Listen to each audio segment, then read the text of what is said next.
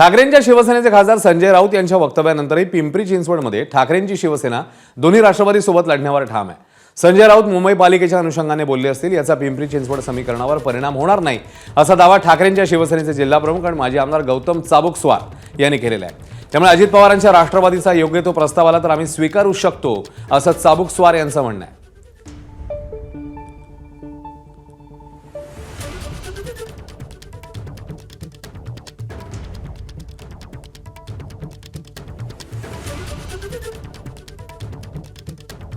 या संदर्भात आता राऊतांच्या वक्तव्यानंतरही त्यामुळे तिकडे दोन्ही राष्ट्रवादीसोबत ठाकरेंची शिवसेना जाणार का असा प्रश्न उरतो, कारण पिंपरीमध्ये आता हे वक्तव्य आले.